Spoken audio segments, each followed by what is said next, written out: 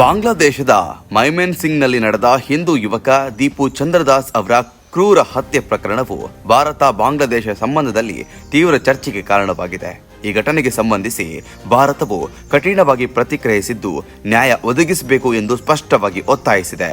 ಈ ಕುರಿತು ಭಾರತದ ವಿದೇಶಾಂಗ ಸಚಿವಾಲಯ ಎಂಇಎ ಸಾರ್ವಜನಿಕವಾಗಿ ಪ್ರತಿಕ್ರಿಯಿಸಿ ಈ ಅವಮಾನೀಯ ಹತ್ಯೆಯಲ್ಲಿ ಭಾಗಿಯಾಗಿರುವ ಎಲ್ಲ ಆರೋಪಿಗಳನ್ನು ಕಾನೂನಿನ ಮುಂದೆ ತರುವುದೇ ಅಗತ್ಯ ಎಂದು ಹೇಳಿದೆ. ಸಾಮಾಜಿಕ ಜಾಲತಾಣವಾದ ಎಕ್ಸ್ ಖಾತೆಯಲ್ಲಿ ಎಂಇಎ ವಕ್ತಾರ ರಣಧೀರ್ ಜೈಸ್ವಾಲ್ ಅವರು ಹೇಳಿಕೆ ನೀಡಿದ್ದು, ಬಾಂಗ್ಲಾದೇಶದಲ್ಲಿ ಅಲ್ಪಸಂಖ್ಯಾತರ ಮೇಲೆ ನಡೆಯುತ್ತಿರುವ ಹಿಂಸಾಚಾರಗಳ ಬಗ್ಗೆ ಭಾರತ ತೀವ್ರ ಕಳವಳ ವ್ಯಕ್ತಪಡಿಸಿದೆ ಎಂದು ತಿಳಿಸಿದ್ದಾರೆ. ದೀಪು ಚಂದ್ರದಾಸ್ ಹತ್ಯೆ ಬಳಿಕ ಭಾರತದಲ್ಲಿ ಆಕ್ರೋಶ ಹೆಚ್ಚಾಗಿದ್ದು, ಡಿಸೆಂಬರ್ 20ರಂದು ನವದೆಹಲಿಯಲ್ಲಿರುವ ಬಾಂಗ್ಲಾದೇಶ ಹೈಕಮಿಷನ್ ಎದುರು ನಡೆದ ಪ್ರತಿಭಟನೆಗಳ ಕುರಿತು ಕೂಡ ಭಾರತ ಸ್ಪಷ್ಟನೆ ನೀಡಿದೆ. ಈ ರೀತಿಯ ಘಟನೆಗಳು ಅಂತಾರಾಷ್ಟ್ರೀಯ ಗಮನ ಸೆಳೆಯುತ್ತಿರುವ ಹಿನ್ನೆಲೆಯಲ್ಲಿ ಬಾಂಗ್ಲಾದೇಶ ಸರ್ಕಾರ ಜವಾಬ್ದಾರಿಯುತವಾಗಿ ಕ್ರಮ ಕೈಗೊಳ್ಳಬೇಕು ಎಂಬ ಸಂದೇಶವನ್ನ ಭಾರತ ರವಾನಿಸಿದೆ. ಈ ನಡುವೆ ಬಾಂಗ್ಲಾದೇಶದ ಮಧ್ಯಂತರ ಸರ್ಕಾರದ ಮುಖ್ಯ ಸಲಹೆಗಾರ ಮೊಹಮ್ಮದ್ ಯೂನುಸ್ ಅವರು ಕೂಡ ಈ ಪ್ರಕರಣದ ಬಗ್ಗೆ ಪ್ರತಿಕ್ರಿಯಿಸಿ, ಹತ್ಯೆಗೆ ಸಂಬಂಧಿಸಿದಂತೆ ಇದುವರೆಗೆ 10 ಮಂದಿಯನ್ನ ಬಂಧಿಸಲಾಗಿದೆ ಎಂದು ತಮ್ಮ ಎಕ್ಸ್ ನಲ್ಲಿ ದೃಢಪಡಿಸಿದ್ದಾರೆ. ಆರೋಪಿಗಳ ವಿರುದ್ಧ ಕಾನೂನು ಕ್ರಮ ಮುಂದುವರೆದಿದ್ದು ತನಿಖೆ ಚುರುಕಾಗಿ ನಡೆಯುತ್ತಿದೆ ಎಂದು ಅವರು ತಿಳಿಸಿದ್ದಾರೆ. ಭಾರತವು ಈ ಘಟನೆಯನ್ನ ಕೇವಲ ಒಂದು ಅಪರಾಧ ಪ್ರಕರಣವಾಗಿ ಮಾತ್ರವಲ್ಲ, ಬಾಂಗ್ಲಾದೇಶದಲ್ಲಿನ ಅಲ್ಪಸಂಖ್ಯಾತರ ಸುರಕ್ಷತೆ ಎಂಬ ದೊಡ್ಡ ಪ್ರಶ್ನೆಯಾಗಿ ನೋಡ್ತಿದೆ. ಯಾವುದೇ ದೇಶದಲ್ಲಿ ಧಾರ್ಮಿಕ ಅಥವಾ ಅಲ್ಪಸಂಖ್ಯಾತರ ಮೇಲೆ ಹಲ್ಲೆ ನಡೆದರೆ ಅದು ಗಂಭೀರ ವಿಷಯ.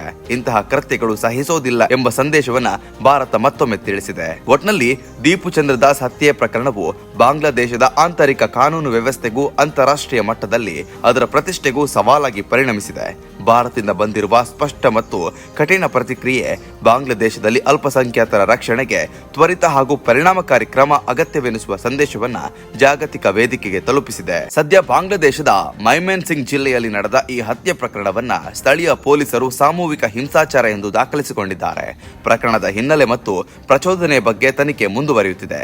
ಬಂಧಿತರಾದ 10 ಆರೋಪಿಗಳಲ್ಲಿ ಕೆಲವರು ಸ್ಥಳೀಯ ರಾಜಕೀಯ ಹಾಗೂ ಅತಿರೇಕಿ ಗುಂಪುಗಳೊಂದಿಗೆ ಸಂಪರ್ಕ ಹೊಂದಿರುವ ಸಾಧ್ಯತೆ ಇದ್ದು, ಇವರನ್ನ ಬೇರೆ ಬೇರೆ ಆಂಗಲ್ಗಳಲ್ಲಿ ತನಿಖೆ ನಡೆಸಲಾಗುತ್ತಿದೆ ಎಂದು ಬಾಂಗ್ಲಾದೇಶದ ಮಾಧ್ಯಮಗಳು ವರದಿ ಮಾಡಿದೆ.